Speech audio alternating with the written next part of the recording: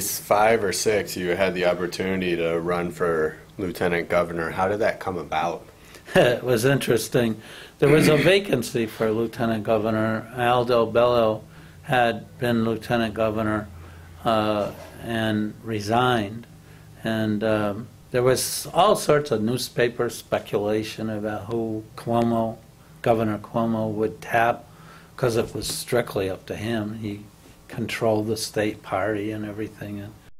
And various people's names got floated, and several of my colleagues said, oh no, I wouldn't be interested in that. And I didn't know that I was interested, but I just felt it was rude to say I wouldn't talk to the governor, so I said nothing. I refused to answer any questions about it, and I would answer that it's up to the governor to decide who he wants. And all of a sudden I got a call, and would you be willing to come up to New York and meet with Governor Cuomo about it? Sure. So I went up, and it was the odd interview of my life, because he did 90% of the talking. He didn't really ask me any tough, penetrating questions, I didn't think. It told me his theories. See, he had been lieutenant governor under Governor Carey and been very frustrated about it, and told me what his thoughts were about how the lieutenant governor could play an important role and all this and that. And so I decided that I did not want to be a career congressman. It is very the seniority system sort of serves as an anchor to your doing anything else, and you're getting a little more authority and so on. But I really didn't want to stay there forever. I didn't have any particular plans.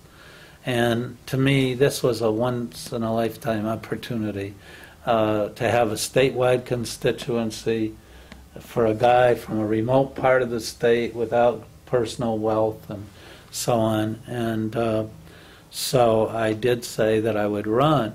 And then there was a character named Abe Hirschfeld, who was a parking lot czar in New York City, who decided he would run in a primary against me. And, he had a name, and he was an outrageous character, and we were really quite worried. And the governor was worried. He didn't want Hirschfeld to be his lieutenant governor. And so we had to raise quite a bit of money, and I had to campaign as though I was really going to have a very serious primary. And one thing that became immediately apparent is, in a Democratic primary in New York, 80+% of the vote is south of the Tappan Zee Bridge. It's all downstate vote. Buffalo and Rochester, Albany count for a little bit, but very little. And so Hirschfeld was a big name down there, and then came the issue of kicking him off the ballot, because he had to petition to get on the ballot. And I didn't want to. My instinct was, it's a democratic process, it ought to go forward, and we ought to win. But some of the governor's lawyer, or the lawyers that the governor got to help me, showed me petitions that Hirschfeld had filed, and they were in alphabetical order. Obviously, they had not gone door to door. They had not gone out on the street. They just wrote people's names in.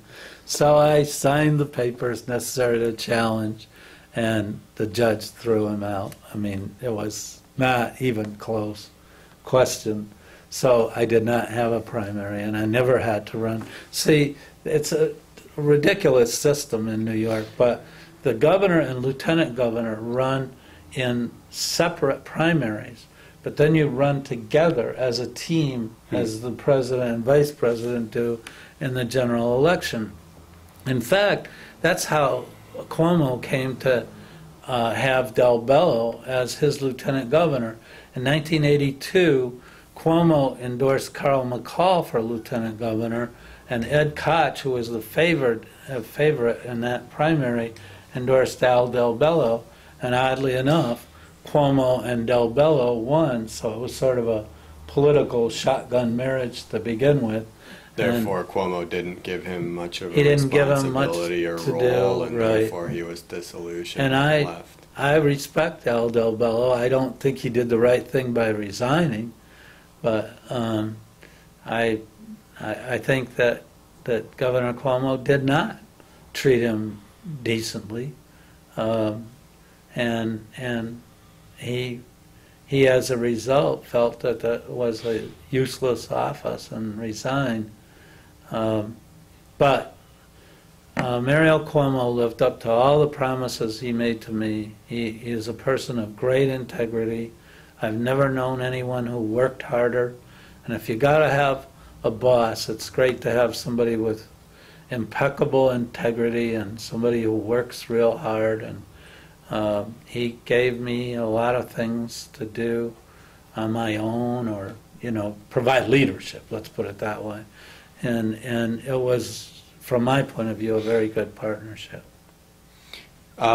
I'm just going to sort of jump over that period of time and then ask a little bit about sort of your transition, as you say, when you were elected back into the private sector, and your transition back into your the activities that you've been involved with, sort of post-public service. What have been some of the things? First of all, how is the transition? And then second of all, what have been some of the things that you've been really, how's it been after, post-public sector? What have been some things that you've been really interested in and that you've done? And then also, do you think that you found a good balance where you're doing some of the community type work or the sort of the public service type work as well as some of the private sector work? Yes, it's been a really successful and meaningful transition as far as I'm concerned. Part of it was that I took my time. A friend of mine who had a small investment bank in Albany gave me offices to use, and I took several months and explored opportunities in Washington and New York City and elsewhere in upstate before I decided to come back here to Chautauqua County. And I think had I not done that, both Sarah and I would have felt as though, what else was out there? Turned out it wasn't very good. Everybody wanted me to be a lobbyist, and I didn't want, it's nothing wrong with, as they say, some of my best friends are lobbyists, but I just didn't want to do it. I would have loved to have had the opportunity to run something, to, just be a manager or CEO of whether it was a private business or whatever. Those opportunities didn't come along. Came here to Jamestown, and we were thinking about Jamestown, certainly, but group of people, a small, 3 people, brought me down to the hospital and said, we're thinking of forming a Chautauqua County health network of the 4 hospitals in the county and their physicians. And you said you should have done that in 1972, like yeah, I told you people. Right. Well, the hospitals had merged. The General and the WCA had merged by that time. But I said, well, I might be interested in it on a part-time basis. And they smiled, and there was obviously, that was an answer they really liked. And it turned out that they didn't think they could pay me what I would demand as a full-time, if I did it full-time. And they wanted me to start it, which we did.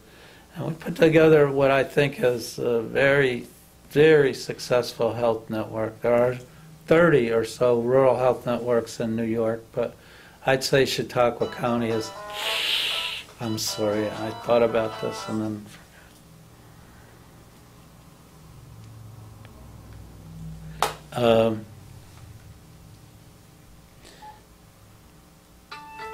Chautauqua County is certainly one of the most successful rural health networks, and the only one in New York State, and one of the few in the country that formed our only, that's a nonprofit, the network is.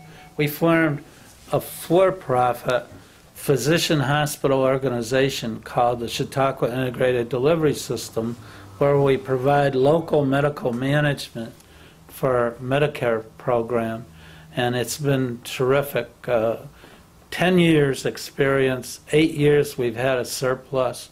So we were able to contain medical costs less than our target and share that with the physicians and hospitals that were members. And in terms of capital, physician members have gotten 5 times as much back.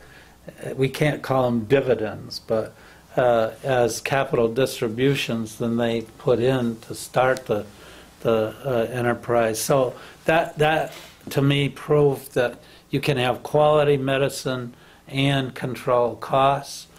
We've done it here on a local level, and it was a great experience. I'm glad not to still be doing it because it was a serious management responsibility. The other part of what I did was to consult and eventually get involved with employee ownership. For 3 years, I was the executive director of something called the National Center for Employee Ownership, and now it's called the Beister Center, Beister Institute, headquartered in San Diego, but I really did the eastern part of the country. And now I'm on the board of some corporations that started out promoting employee ownership. Now we do much more broad financing and investing in terms of mid-sized businesses in the country. And so that's been really worthwhile, and I enjoy the private sector, and I'm still on 3 corporate boards, and that's worthwhile. Then, in addition to that, I'm on the board here at the Jackson Center, on Chautauqua Institution, and St. Luke's Episcopal Church. So that way I feel as though I'm contributing in some measure to nonprofit institutions that are worthwhile. That's great. I guess my last, we have to wrap up, but my last question would just sort of be more from an anecdote, I guess. I mean, you've met several U.S. presidents and foreign leaders and other sort of famous people. Is there anybody, or who are the people who stick out in terms of the people you've either met or come across or worked with closely as sort of really outstanding people in whatever aspect? I mean, in terms of the persona of the person, or sort of the whole package of people who you've been involved with. Well, I just... Outside of your family. Yeah, yeah, my sons. No, I'm very proud of my sons, seriously. But I've already talked about John and Robert Kennedy, and they were inspirations to me. And certainly I've also talked about Mario Cuomo, and I think he was a great governor and a great person to work with or under. It was an enormous thrill for me to meet Nelson Mandela, and to have, I mean, we sort of had lunch, half dozen of us or so with him, and I think he's a world leader of great importance. And so that would be some of the people that I would think about in those terms. But there are so many others, because there are so many people that have a segment of what they can contribute and have done really impressive things that I had a chance to work with,